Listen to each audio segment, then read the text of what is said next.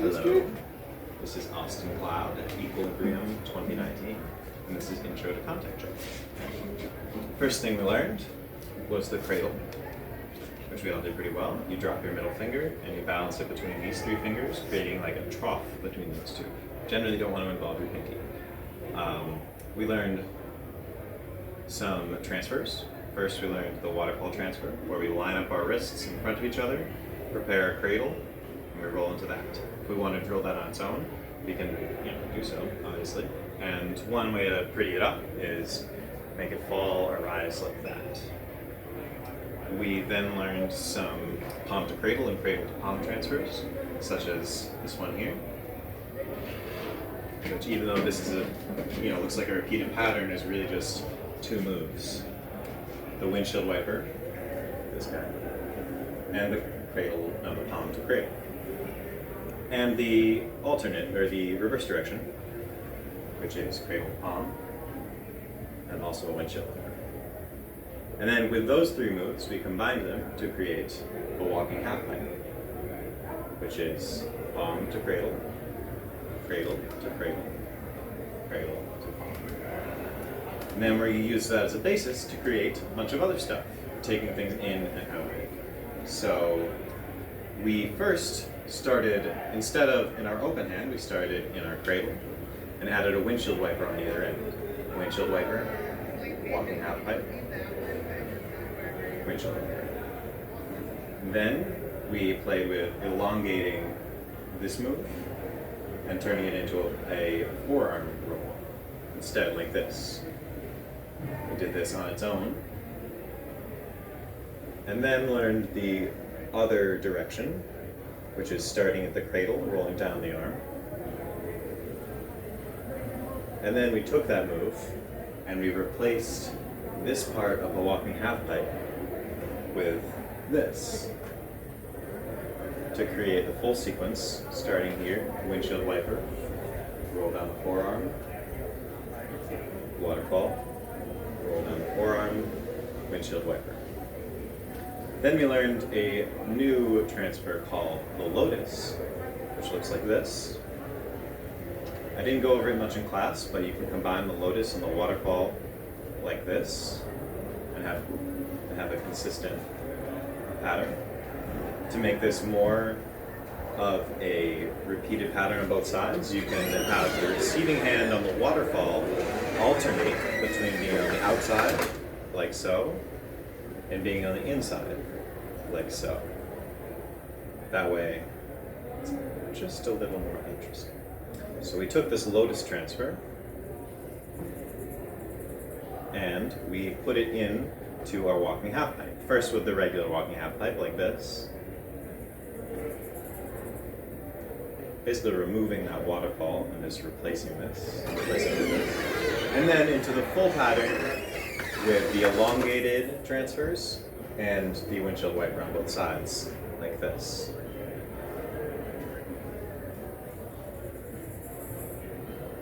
Yeah. What else? Then we switched some gears and we talked about stall points, such as the inner elbow stall, the outer elbow stall, and some points on the hand, the wrist stall. We didn't spend too long covering stall points, but we did learn the most foundational principle, which is when you're learning a stall point, you want to start by placing it there and seeing if you can stand before even moving on, and then seeing if you can walk, and then seeing if you're capable of tossing there, and then, after that's all clean, seeing if you can roll there. My outer elbow stall, I keep it resting against that outer bone right here on my elbow and as far out as possible. With my inner elbow stall, instead of having it in front, I generally work on trying to widen my plane, so I'm using the full length of my body while still looking at my audience. Then we switched gears and talked about isolations. The first one we learned was the claw isolation, starting here. 1, 2, 3. It starts with the thumb on the bottom and the fingers on top, and ends like that as well. 1, 2, And you close one eye, you look at an object, and you tell yourself, you ask yourself if it's moving in relation to that object in your field of vision, and that's how you train whether it's isolating or not. We also learned the ice cream cone isolation, which has some finger wraps in it like that. You take it in this ice cream cone stall. You take your hand to the side, and you strike with the pinky. The more flare, the better. And yeah, ice cream cone isolation. Learned a little bit of finger wraps. Didn't spend too long on those. They exist. They're pretty cool. And what else? What else? We started. Oh yeah, squeeze ups. Yeah, that's part of the ice cream cone isolation. The ability to just go from there to there, and the ball doesn't even roll or change. There's no friction between my hand and the ball, and that's an important foundational ability to be able to do that. Right? And then we learned the enigma, which looks like this. First of all, this is the up-down version. This is the side-to-side version. There's two directions to both versions. We didn't cover it, but I'm going to just show you this because you can probably figure it out. Is this enigma where you rotate around the sides and then go through it. But anyway, the way you drill that, start with your left fingers and your right thumb. Roll through both hands until you're in the opposite configuration. Now it's left thumb, right fingers, so we're going to do the opposite of that in a second. Put our fingers together.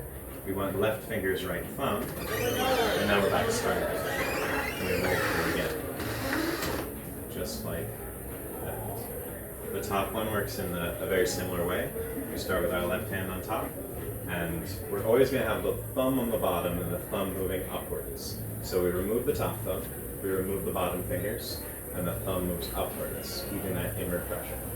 Then we put our fingers together.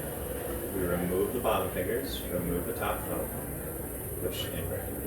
At full speed, it looks more like this. From the front, it looks more like this.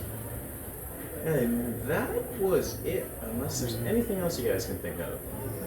That's it. Sweet. Thanks for coming to class. Thank you.